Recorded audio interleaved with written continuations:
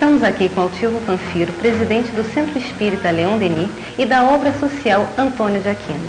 Altilvo, como começou a obra social Antônio de Aquino? A obra social começou num trabalho que fazíamos no bairro do Sulacap, junto a um grupo de trabalhadores chamado Tenda Espírita Cristã Carpinteiro José. Esse trabalho, eles lá tinham as práticas deles próprias e nós íamos dar aula de moral cristã para as crianças.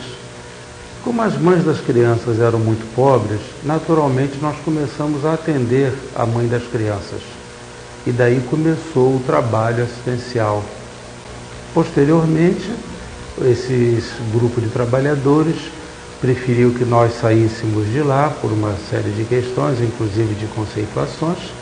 Eles eram bandistas, nós éramos espíritas, embora nunca houve nenhum problema maior, mas nós saímos de lá e fomos para a Malé. A maior parte das pessoas assistidas já eram da Malé.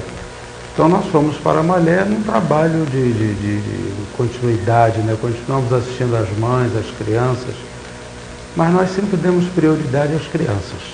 O trabalho sempre foi voltado para a criança principalmente. Você poderia falar um pouco mais sobre o homenageado Antônio de Aquino? Antônio de Aquino é um grande líder espiritual. Ele é um bom espírito, um trabalhador do bem e sempre voltado para as causas sociais. Ele manifestou-se pelas primeiras vezes num local chamado Cabana de Lísias ou Cabana de Antônio de Aquino, no Maracanã. E lá ele sempre trabalhou voltado para o socorro às criaturas, às necessidades. Nós o conhecemos desse centro. E sempre quisemos homenageá-lo pelo trabalho do bem que ele fazia em favor dos necessitados. Quando imaginamos a criação do serviço social, que ele foi progredindo, ele foi adquirindo valor próprio, porque quando nós passamos para a Malé, nós não fomos com uma ideia montada na cabeça para fazer uma obra social. Aquilo foi crescendo, né?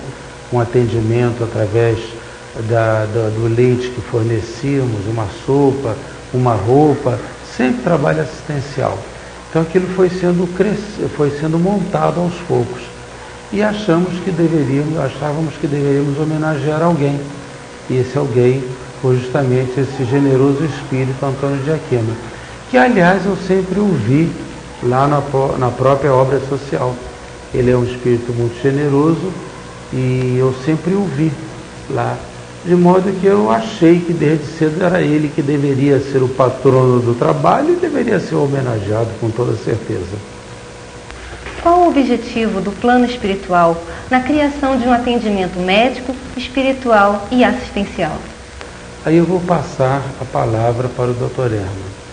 O Dr. Erma sempre me disse que nós iríamos fazer um trabalho em que pudessem os espíritos amigos que fossem médicos, portanto já desencarnados, e os espíritos amigos encarnados que fossem médicos e os outros profissionais ligados a essa área, como dentistas, psicólogos, fono, todos esses trabalhadores, todos eles pudessem trabalhar juntos. Ele sempre me disse que esse trabalho era possível, seria possível, e que nós teríamos uma medicina assim, trabalhadores do plano espiritual, trabalhadores do plano material, mas que fossem todos trabalhadores do bem, todos ligados ao bem.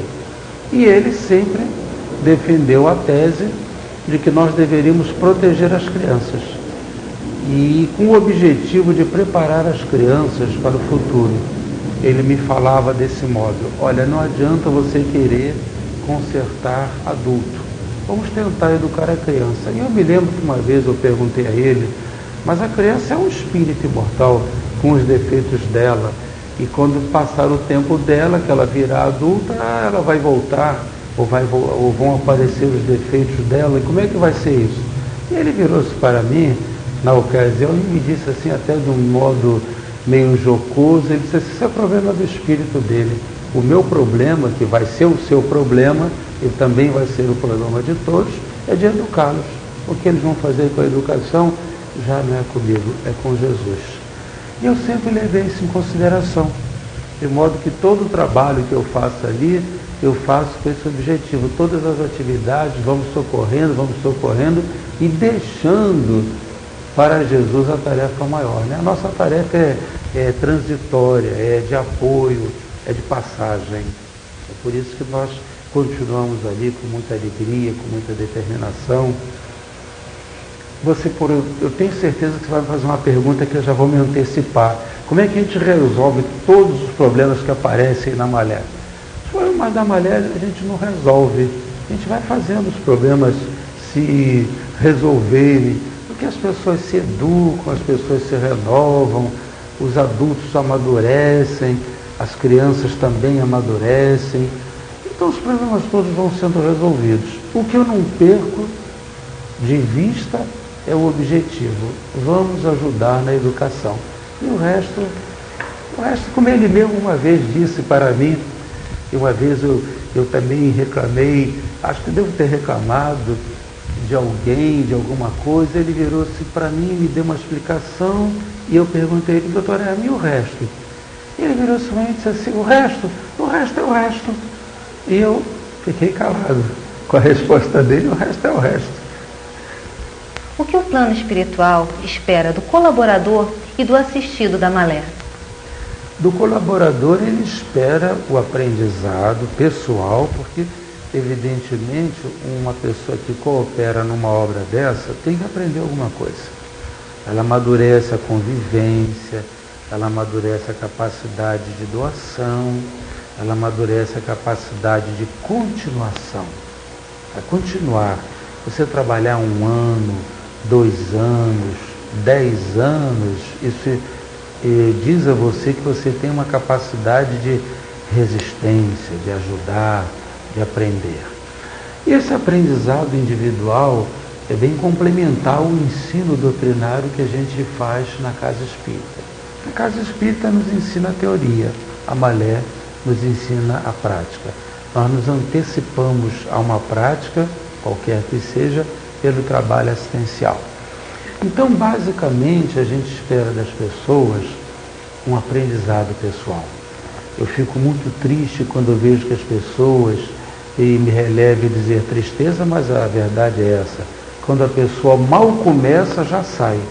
Eu digo assim, meu Deus do céu, ela não deu nenhuma oportunidade a ela mesma de ver se ela é capaz de criar resistência, qualquer que seja. Ela mal começou, já tem um questionamento, já tem uma dúvida, já se retirou. Então ela nem consegue aprender. Aí eu fico triste de um ponto de vista humano, porque eu vejo que a pessoa não teve oportunidade de aprender.